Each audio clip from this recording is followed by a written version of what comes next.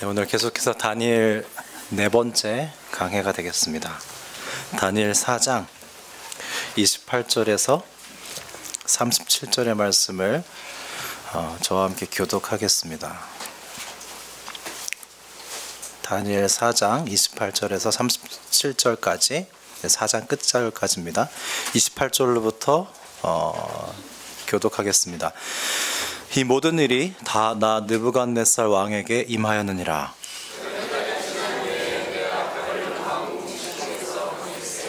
나 왕이 말하여 이르되 이 큰 바벨론은 내가 능력과 권세로 건설하여 나의 도성으로 삼고 이것으로 내 위엄의 영광을 나타낸 것이 아니냐 하였더니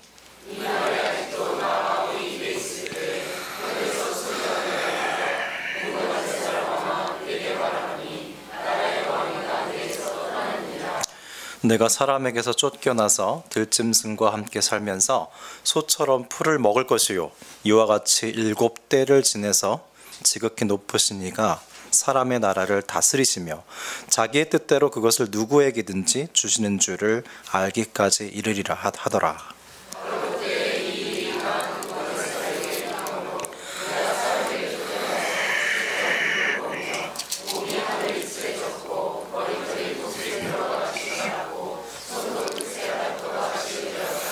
그 기한이 참에 나 느부갓네살이 하늘을 우러러보았더니 내 총명이 다시 내게로 돌아온지라. 이에 내가 지극히 높으신 이에게 감사하며 영생하시는 이를 찬양하고 경배하였나니 그 권세는 영원한 권세요 그 나라는 대대에 이르리로다.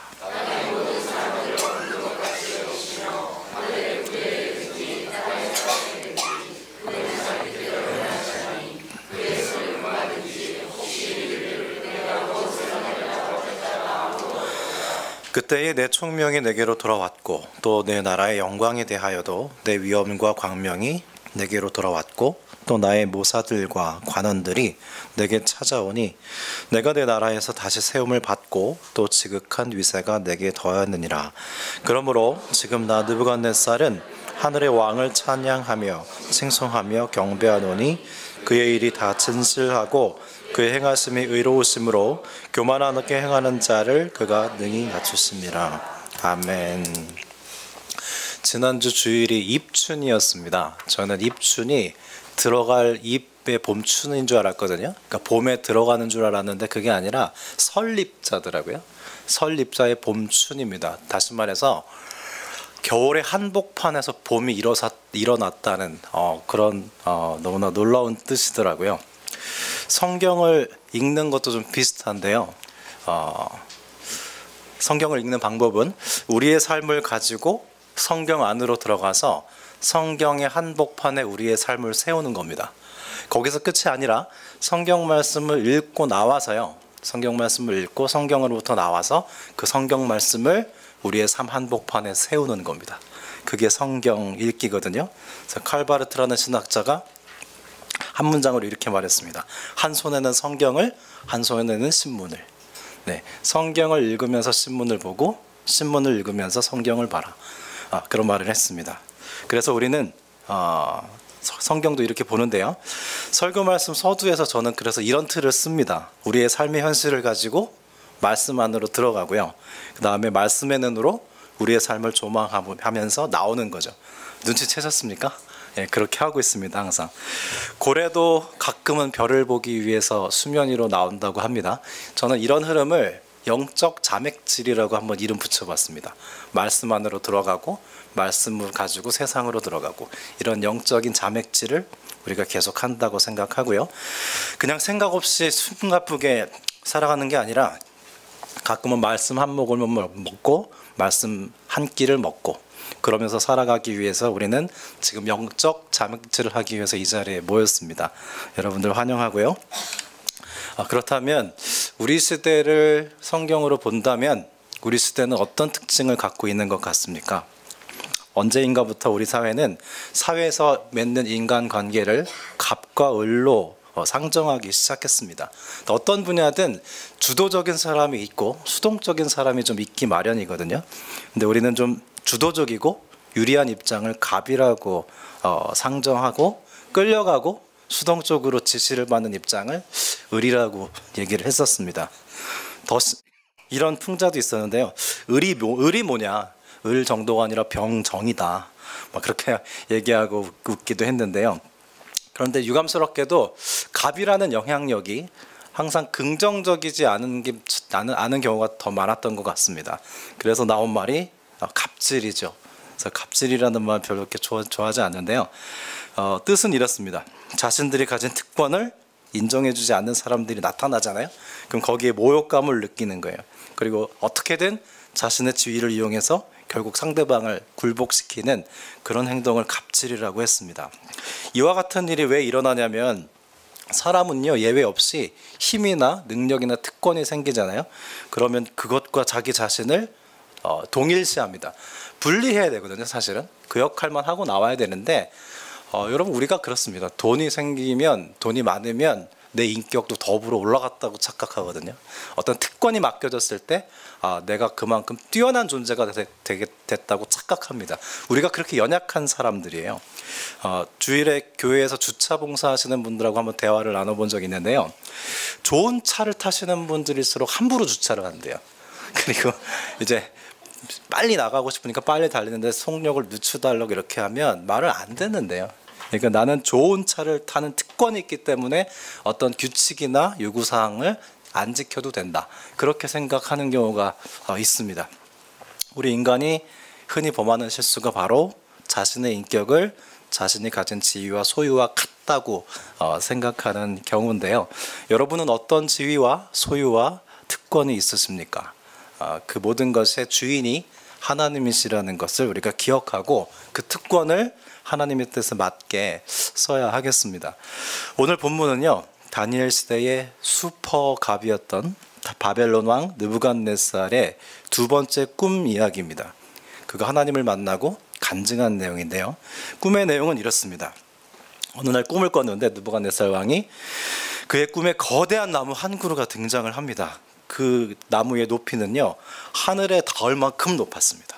그리고 땅 끝에 서서 볼 수 있을 만큼 키가 컸고요. 잎사귀가 무성하고 풍성했습니다. 열매도 많았습니다. 그래서 많은 새와 짐승들이 이 나무 밑에 와서 살았습니다. 그런데 갑자기 하늘에 순찰자가 내려왔어요. 천사가 내려와서 보더니 아니 여러 나무들이 잘 동등하게 커야 되는데 한 나무만 확 커 있잖아요. 이거 좋지 않다. 잘라버려라. 그랬거든요. 그래서 근데 잘라버리지만 다만 나무 밑둥 그루터기는 남겨뒀습니다. 그리고 그 그루터기를 쇠사슬로 동여매라고 합니다. 잠에서 깬 느부갓네살 왕이 심란해졌어요. 그래서 바벨론 점성가들을 불렀습니다. 근데 다니엘은 처음부터 안 불렀다 그래요, 원래. 왜냐면 다니엘은 바른 말 하니까 아프잖아요. 다니엘을 또 아끼고. 근데 고증에 의하면 바벨론 점술가들이요, 이 느부갓네살 왕에게 듣기 좋은 말만 했대요. 근데 그게 도움이 안 된다는 것도 왕이 알았습니다. 이를테면 이렇습니다. 왕이시여, 가지가 많고 풍성한 열매가 맺힌 나무는 온 세상을 다스리는 위대한 왕을 상징하옵니다. 모든 나라를 정복하신 전능하신 분, 느부갓네살 왕만큼 부요하고 강하신 분은 없습니다. 나무를 쓰러뜨린다는 것은 다른 나라를 또 진압한다는 뜻이고, 쇠로 감긴 그루터기는 왕의 지배 아래 있는 나라들을 의미하고, 짐승이 된 사람들은 다른 민족들을 상징합니다. 그들은 왕께 사로잡힌 짐승과 같습니다. 이렇게 아첨과 사탕발림이 가득한 해석을 듣자 느부갓네살 왕이 물리칩니다. 그리고 다니엘밖에 없다. 다니엘 불러라. 그래서 들었는데 아니나 다를까 다니엘은 정확한 해석을 해줘요. 왕이시여, 그 큰 나무는 왕 당신입니다. 바벨론의 대제국에 어마어마한 권세를 지니게 되었지만 왕이 교만해서 하나님께서 왕을 7대 동안 왕이 되지 못하게 하실 겁니다. 그랬어요. 역사적으로 실제로요, 이 느부갓네살 왕이 수광병을 걸립니다. 수광병이 뭐냐면 자신이 짐승이라고 생각하는 정신병이래요. 그래서 왕의 자리에서 쫓겨나게 되고요. 이 다니엘과 그 아리옥 장군이요, 7년 동안 이 왕위를 지켜줘요. 왕이 정상으로 돌아올 때까지. 그래서 돌아와서는 굉장히 고마워하거든요. 당시 이 시대에는 정신병자들을 들로 쫓아서 쇠사슬로 동여맸습니다. 그러니까 나무 밑동을 쇠사슬로 동여매는 게 그대로 이루어진 거죠. 그리고 나서 이제 7대를 7년을 들짐승으로 지낸 후에 이 느부갓네살이 정신이 돌아와요. 그리고 왕의 자리에 와서 하나님이 하신 일을 찬양하는 게 이 4장 내용입니다. 그러면 느부갓네살 왕은 이 하나님의 경고가 담긴 꿈을 어떤 시점에서 꾸게 됐을까요? 4장 4절입니다. 나 느부갓네살이 내 집에 편히 있으며 내 궁에서 평강할 때에 그랬습니다. 아주 번영했을 때, 아주 그 바벨론의 극치에 달했을 때, 더 이상 바벨론이 복속시킬 나라가 없었을 때, 정말 당대 최고를 구가했을 때 어마어마했다고 그래요. 근데 그때 이런 꿈이 꾸어졌습니다. 여러분, 우리는 또 내궁에서 평강할 때 보내다가 실수한 사람을 알고 있죠. 누구죠? 다윗입니다. 다윗은 그 왕이 됐을 때 더 이상 부하 장수들과 전쟁터에 나가지 않았습니다. 그냥 한가롭게 왕궁에서 낮잠을 자다가 일어나서 거닐다가 밧세바를 보고 간음하게 되는데요. 그게 사무엘 11장 이 곡선이 있습니다. 사무엘하 1장에서 10장까지는요 다윗이 승승장구예요.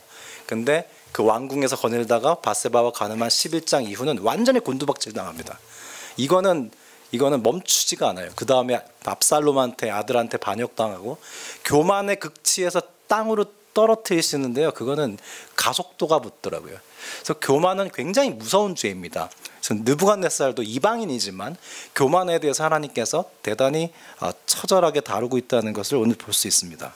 여러분, 혹시 우리가 어떤 특권을 갖게 됐고 평강한 때 있습니까?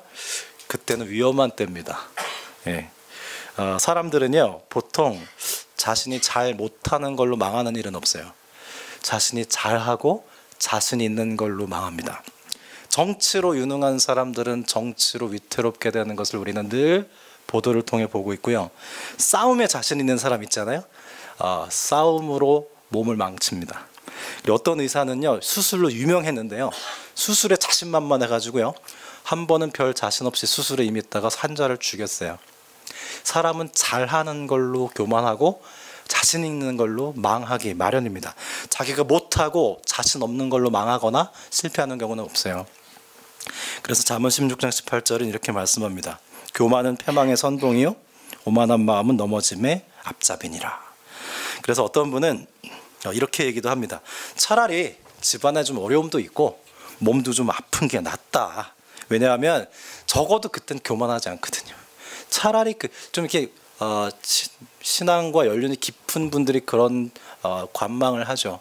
좀 어려움이 있는데 이것도 괜찮다. 이것도 나쁘지 않다. 왜? 교만하지 않게 되니까. 그렇게 얘기를 하거든요. 그러면 자신의 뛰어난 능력이나 업적으로 인해서 교만해진 사람의 특징은 무엇일까요? 느부갓네살 왕이 바벨론의 전성기에 태평성대를 구가할 때 그가 입에서 달고 살았던 말을 보면 알 수 있습니다. 4장 30절입니다. 잘 들어보십시오.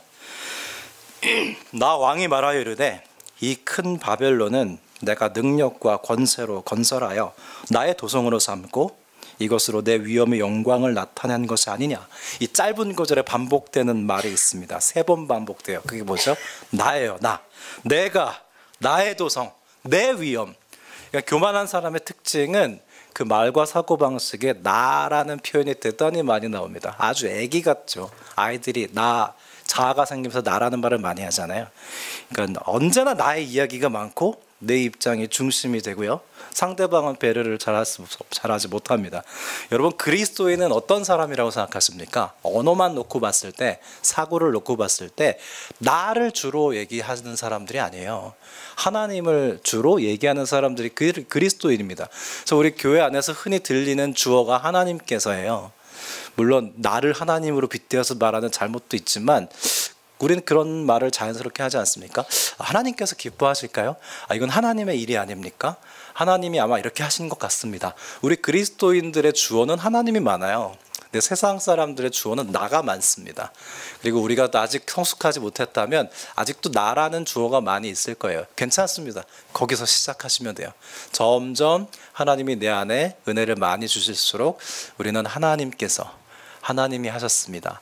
하나님이 기뻐하실 일이 되기를 바랍니다. 등등등 하나님이 주어로 많이 등장합니다.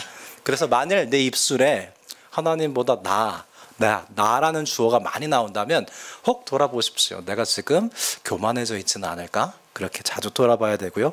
오늘 이 느부갓네살의 이 이야기를 통해서 저와 여러분은 지금 그 사람 맞아 이러면 안 되고요. 나를 봐야 돼요. 나를 비추어 봐서 내가 느부갓네살이네. 그렇게 보는 게 말씀을 잘 보는 겁니다. 전에 있었던 교회에서 아는 장로님 한 분이 공무원이셨어요. 새로운 정권이 들어서면서 높은 자리로 승진을 하게 되셨습니다. 근데 승진과 동시에요, 하나밖에 없는 아들이 재수를 하게 됐어요. 근데 그때 이 장로님이 하신 말씀이 기억나는데요. 하나님께서 자신에게 완전한 은혜를 주셨대. 그게 무슨 말이냐 했더니, 난 승진했는데 아들은 떨어졌대. 완전한 은혜래요. 만약에 나도 승진했고 아들도 붙었으면 완전 교만했을 것 같다. 그래서 지금 이 상황은 아주 완전한 은혜다. 겸허해진 마음을 그렇게 고백하는 말을 들었습니다. 여러분, 하나님께서 우리에게 완전한 은혜를 주실 때는요, 겸손을 더불어 주세요. 저는 어머니를 좀 많이 닮았는데요, 어머님이 목소리가 좋으시거든요. 그래서 좋은 목소리를 물려받았습니다. 근데 어머니가 또 기관지가 별로 안 좋으세요. 안 좋은 기관지도 물려받았어요. 인생은 불완전한 겁니다. 그래서 받아들이고 기침이 나올 때 여러분들한테 죄송한데 겸손케 하시나 보다라는 생각도 하고요. 나름 호소력 있고 좋지 않습니까? 예, 영성이 깊어지면 이제 유머 감각도 깊어지는 것 같습니다. 네, 기침 빨리 낫도록 하겠습니다. 느부갓네살 왕이 교만한 가운데 있자 하나님께서 꿈을 통해서 경고를 하십니다. 다니엘을 통해서 회개할 기회를 주세요. 하나님이 사랑이신 이유는 뭐냐면, 우리가 교만할 때요, 바로 쳐서 끝내지 않으세요. 회개할 기회를 반드시 주시거든요. 돌아올 기회를 주세요. 그때 멈추어 묵상해야 돼요. 27절입니다. 그런즉 왕이여, 내가 아뢰는 것을 받으시고 공의를 행함으로 죄를 사하고 가난한 자를 긍휼히 여김으로 죄악을 사하소서. 그리하시면 왕의 평안함이 혹시 장구하리이다. 이 다니엘의 권면을 느부갓네살이 들었을까요? 안 들었을까요? 안 들어요. 안 들려요. 교만한 사람은 귀가 안 들려요. 그러나 이 12달이 지난 다음에 꿈에 나타난 경고가 다 임합니다. 성경에서 12는요, 완전한 숫자예요. 7도 완전한 숫자예요. 그러니까 12제자도 그런 의미가 있고요. 여기서 하나님께서 느부갓네살 왕에게 12달을 기회를 주셨다는 건 뭐냐면, 완전한 기회를 주셨다는 거예요. 완전한 기회도 받아들이지 않습니다. 그럼에도 불구하고 느부갓네살 왕의 교만함이 멈춰지지 않자 하나님이 심판이 임해요. 그래서 수광병에 걸립니다. 그래서 정신병이 들어서 7년 동안 자기가 짐승이라고 생각하고 살아요. 그러나 여러분, 하나님의 심판은요, 우리는 기억해야 됩니다. 반드시 그 안에 사랑이 있어요. 그러니까 하나님께서 징계하실 때 있거든요, 우리한테. 근데 거기에는요, 우리는 완전 우울하기만 하잖아요. 날 안 사랑하시나? 그런데 아니에요. 사랑하셔서 그런 거예요. 심판 안에는 반드시 하나님의 사랑이 있습니다. 그래서 뭔가 우리가 일이 좀 잘 안 될 때, 몸이 아플 때 삐지시면 안 되고요. 어떤 사랑이 숨겨져 있을까? 그걸 깊이 들여다 봐야 돼요. 그래서 나무를 잘라버리되 그루터기를 남깁니다. 여러분, 화분 키워보신 분 아시죠? 뿌리만 있으면 나와요. 신기하더라고요. 뿌리만 있으면 다시 나와요. 그루터기는 남겨두고 12달의 회개 기간도 주셨습니다. 이 심판의 때를 지나고 나서요, 기한이 찬 다음에 느부갓네살 왕이 비로소 겸손해지기 시작해요. 여러분, 이 겸손은 쉽게 오지 않습니다. 겸손은 바로 오고나요? 아니에요. 교만 다음에 와요. 여러분, 믿음도요, 의심 다음에 믿음이 오는 거예요. 그래서 폴 틸리라는 신학자는 의심도 믿음의 일부라 그랬어요. 그래서 우리는 믿음의 여정을 그렇게 어떤 길을 간다고 생각해야 돼요. 그래야지 우리가 서로 덜 판단합니다. 저 사람은 교만해서 안 돼가 아니에요. 저 사람은 교만부터 이제 겸손으로 오기 시작했어. 이렇게 봐야 되고요. 저 사람은 왜 이렇게 믿음이 없어? 왜 이렇게 의심이 많아? 이게 아니라 의심하면서 이제 믿음으로 오기 시작했구나. 그렇게 서로를 바라볼 수 있어야 돼요. 그걸 도와줘야죠. 겸손해지도록 도와주고 믿음을 갖도록 도와줘야죠. 그래서 저는 신앙을 지도하는 입장에서 절대로 책망 안 합니다. 좋아요. 거기서 시작하시면 돼요. 조금 더만 가까이 오시면 돼요. 서로 그렇게 바라보면 됩니다. 그래서 하나님께서 심판을 위해서 심판하시는 경우는 없어요. 하나님의 심판에는 사랑과 공의가 공존합니다. 그래서 하나님의 심판 안에 공의는 우리 죄를 물론 책망을 하시지만 심판 안에 사랑은 돌아오기를 원하시는 거예요. 우리는 항상 이 두 가지 구조를 봐야 됩니다. 우리 자녀들 꾸짖어 봐서 아시잖아요. 꾸짖어서 죽여버리는 게 목표가 아니잖아요. 꾸짖어서 뉘우치고 돌아오길 원하는 거지. 거기는 엄함이 있지만 사실은 사랑이 더 크잖아요. 하나님의 심판도 마찬가지예요. 그래서 하나님이 나를 좀 이렇게 나무라시는 것 같다고 했을 때는 우리는 집중을 사랑에다가 해야 됩니다. 그래서 히브리서 12장 6, 8절은 이렇게 말씀하죠. 주께서 그 사랑하시는 자를 징계하시고 그가 받아들이시는 아들마다 채찍질 하심이라 하였으니 너희가 참음은 징계를 받기 위함이라.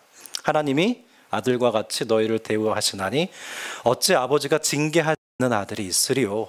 징계는 다 받는 것이거늘 너희에게 없으면 사생자요 친아들이 아니다 그랬습니다.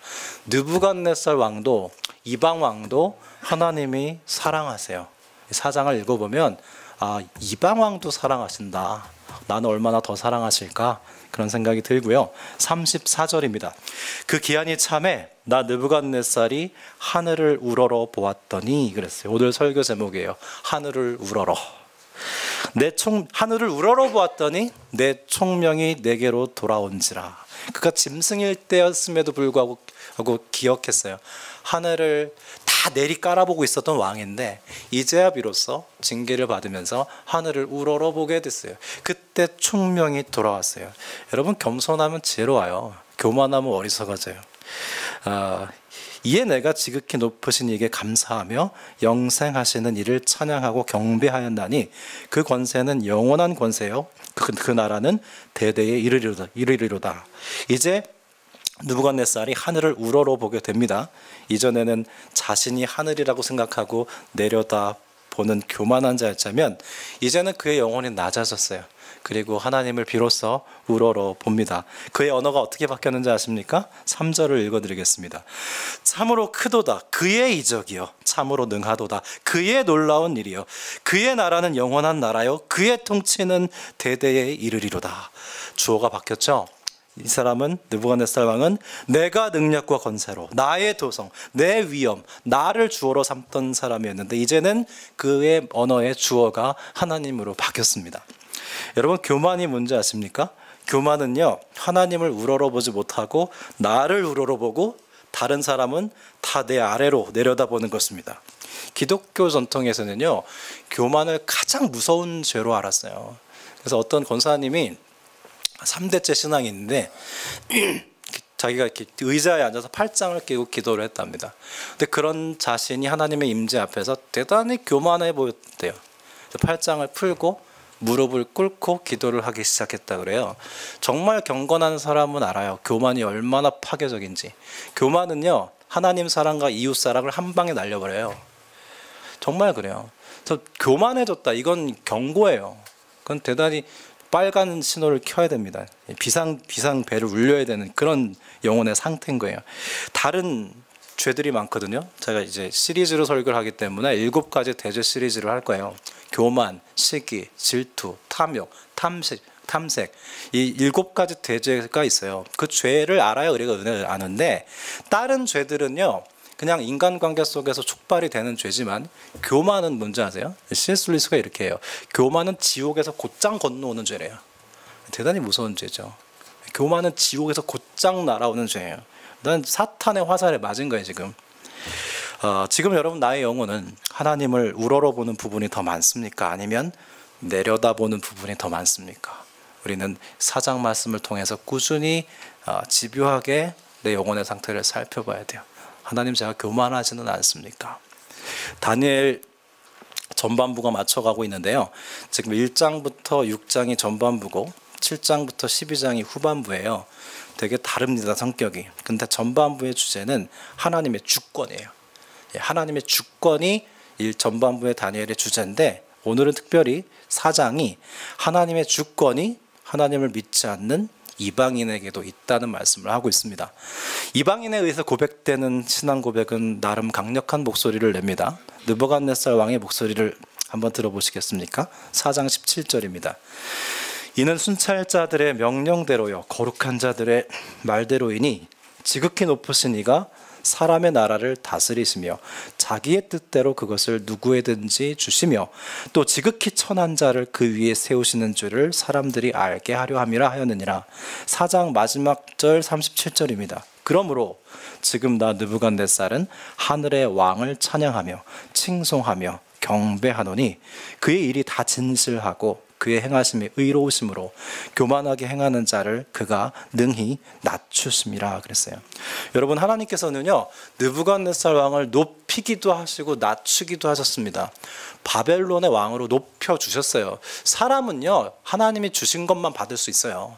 못 받아요. 자기가 높여주셔서 높아졌어요. 이제 낮추셔서 낮아졌습니다. 그 고공과 저공을 경험한 그는 이제야 하나님이 누구신지 압니다. 하나님의 은혜였다. 나를 높여주신 것도 하나님의 은혜였고 나를 낮추신 것도 하나님의 은혜인 줄 알겠다. 그 고백을 이방인들의 목소리로 듣는 유대인들이 어땠겠습니까? 너무나 강렬하죠. 사랑하는 여러분, 우리 시대가 지금 소유와 지위와 특권을 원하라고 하고 있습니다. 우리는 갑이라는 대상들을 비방하지만 불편해하지만 우리 마음속은요 내가 갑이 되고 싶어요. 안 그렇습니까? 내 아이가 을이 되길 바라는 사람은 없어요. 우리는 이 세태에 물들면 안 됩니다. 더불어 교만해지면 안 돼요. 그 세태를 다니엘서 4장을 갖고 읽으셔야 돼요. 아, 더불어 교만해지지 말아야겠다. 높이시는 것도 하나님이시고 낮추시는 것도 하나님이시다. 그걸 인정해야 돼요. 여러분, 지금 하나님께서 높이셨습니까? 거기서도 하나님을 우러러 보십시오. 하나님께서 낮추셨습니까? 베드로 전서 5장 6절입니다. 그러므로 하나님의 능하신 손 아래서 겸손하라. 때가 되면 너희를 높이시리라. 하나님께서 우리를 높이셔도 은혜요, 우리를 낮추셔도 은혜입니다. 우리는 높아졌을 때도 낮아졌을 때도 그게 은혜라는 것을 하나님을 우러러 볼 때 알 수 있습니다. 그래서 우리는 은혜로 삽니다. 예. 사람들이요 아무리 낮춰도요 하나님이 높이시면 확 높아지던데요. 그리고 내가 아무리 높아져도 하나님이 확 낮추시면 끝장나던데요. 그 하나님을 두려워하셔야 돼요. 예, 경외하셔야 돼요. 공포에 떨라는 말이 아니라 그렇게 놀랍고 두려워할 때 우리는 교만으로부터 벗어나서 안전할 수 있습니다. 네, 같이 기도드리겠습니다.